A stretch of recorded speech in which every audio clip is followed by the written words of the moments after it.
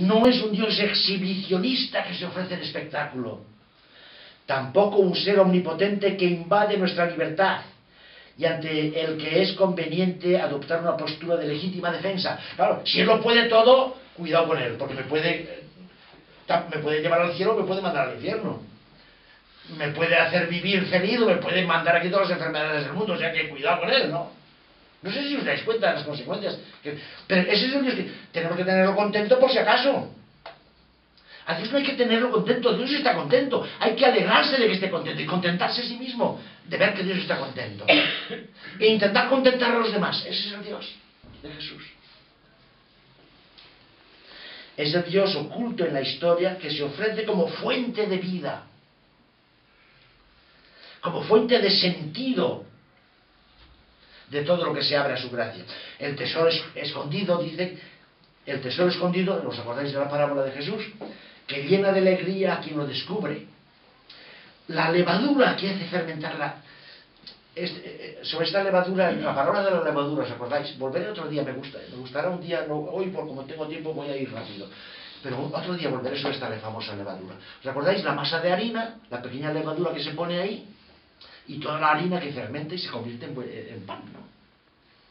Dice, Dios es esa levadura ahí perdida en la masa. Ahí está. Ahí está. Dios invisible, Dios impalpable. Pero si la masa puede fermentar y convertirse en pan, es porque discretamente la levadura está mezclada en la masa. Dios, el amor que es Dios está mezclado ahí discretamente, no se le puede ver, pero es el que está trabajándonos por dentro, discreta y humildemente. Pero volveré sobre esta palabra que me gusta mucho. El grano de mostaza, otra palabra de Jesús, un granito de mostaza que se convierte en un árbol donde los pájaros pueden anidar, ¿no? Siempre esta pequeñez, aparente pequeñez de la presencia de Dios, esa presencia cercana de Dios, pero simplemente desde la pequeñez, desde la humildad, desde la discreción. Sigo leyendo el texto porque si me enrollo. Dios es siempre alguien escondido en la historia. Solo al final Dios será todo en todo.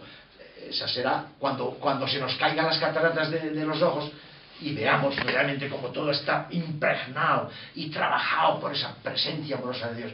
Eso será el día de la muerte, que nos operarán de los ojos. Ese día nos operarán de las cataratas. No podemos decir está allí o está aquí. ¿Os recordáis también de esa frase de Jesús, no? Pero siguiendo Jesús podemos afirmar, y esto también es importante, allí donde se ofrece esperanza a los que no tienen nada que esperar de este mundo, allí está Dios.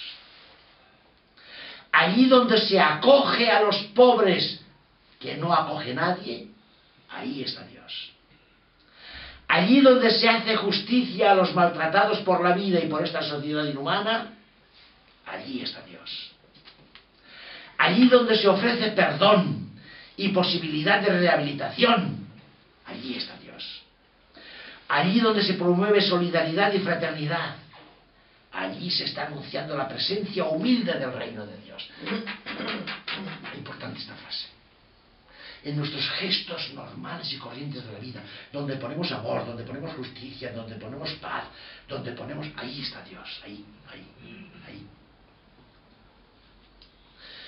Son bastantes los que se quejan de que Dios es demasiado invisible y no se le ve intervenir en nuestras vidas, ni siquiera para reaccionar al menos ante las injusticias más graves. Eso nos pasa a todos, que nos enfadamos con Dios por eso. A mí también. No he descubierto suficientemente. No han descubierto todavía que Dios es invisible porque es infinitamente respetuoso ante la libertad de los hombres. Dios no interviene de un modo brillante y glorioso porque quiere respetar nuestra libertad, no quiere imponerse a nosotros. Va a respetar siempre nuestra libertad, por eso va a ser siempre discreto, siempre discreto. Otros lo ven interviniendo constantemente en nuestra vida y perciben su divina providencia en sucesos inesperados que los preservan de las desgracias o en golpes de fortuna que mejoran su suerte. Es decir, hay una mentalidad providencialista que dice todo lo ha hecho Dios. Si yo encuentro novia es porque Dios lo ha querido. Es decir, yo encontré un día bajando del autobús, me encontré que de otro autobús en la misma estación bajaba una muchacha, nos miramos, nos enamoramos, nos casamos y somos felices. Es que Dios había previsto que yo viajara en ese autobús y que esa muchacha viajara en ese autobús, que llegaran exactamente a la misma hora en la estación y que allí nos encontráramos. Todo esto está providencialmente previsto por Dios. No. Dios está en todo, pero no maneja nada. En ese enamoramiento está Dios, pero Dios no maneja ni horarios de autobuses para que yo me encontrara con la mujer de mi vida. No sé si me explico. Ahora bien, en todo podemos reconocer esa presencia amorosa de Dios.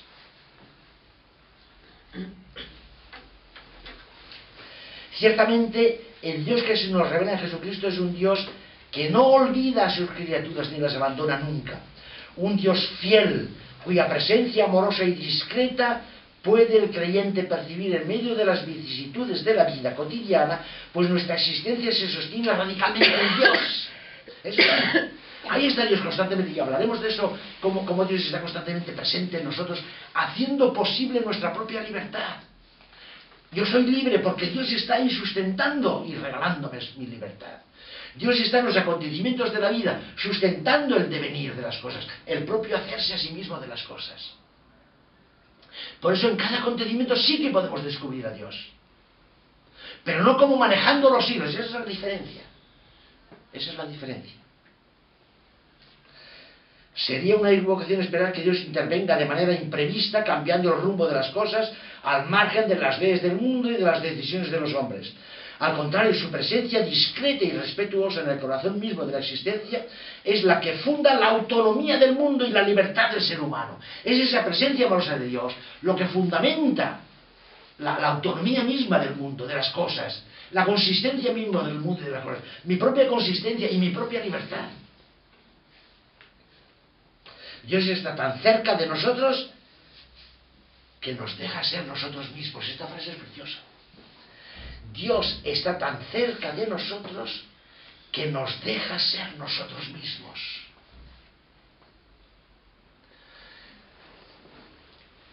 Yo recuerdo un monje en Cataluña. Un monje que estaba en su ermita ahí decía: cuando Dios quiere decir tú, dice yo. Parece una frase enigmática. Cuando Dios me quiere decir una cosa, no voy a ir a oír una voz aquí que me diga: yo, Dios, mi voluntad es que hagas esto. Sino que voy a ser yo. Y ahí es donde Dios es discreto, respetándome en mi propia libertad. Soy yo el que voy a caer en la cuenta de que podría hacer esto. Y sería bueno que lo hiciera. Me lo digo yo a mí mismo, porque Dios discreto no me lo dice desde fuera, sino que lo suscita en mí. No sé si veis la diferencia. Por eso dice, cuando Dios quiere decir tú, dice yo. Tú tienes que hacer eso. Yo voy a hacer eso. Hace que lo descubras tú. No sé, yo encuentro esta frase preciosa. Dios es tan cerca de nosotros que nos deja ser nosotros mismos. A este Dios cercano le podemos escuchar en las experiencias más normales de nuestra vida. El gran misterio de la Trinidad, del que hablaremos un día, no lo descubriremos en especulaciones intelectuales que de cómo tres pueden ser uno, sino descubriremos lo que es la Trinidad. Y intentaré ayudaros en la medida que pueda y que tengáis paciencia para aguantarme. Cómo descubrimos la Trinidad en nuestra propia vivencia de amor, de enamoramiento. Ahí es donde descubrimos a Dios, en nuestras experiencias de vida. Y el gran misterio de la Trinidad lo descubriremos en nuestras experiencias de enamoramiento. Ahí lo descubriremos, no en grandes teologías puramente abstractas. A este Dios cercano lo podemos escuchar en las experiencias más normales de nuestra vida, si sabemos leerlas. Ahí está el kit, saber leer lo que vivimos. en nuestras tristezas inexplicables, en la sed insaciable de felicidad, en nuestro amor frágil, en nuestras añoranzas y anhelos, en las preguntas más hondas, en nuestro pecado más secreto, en nuestras decisiones responsables, en la búsqueda sincera. Ahí es donde descubrimos a Dios.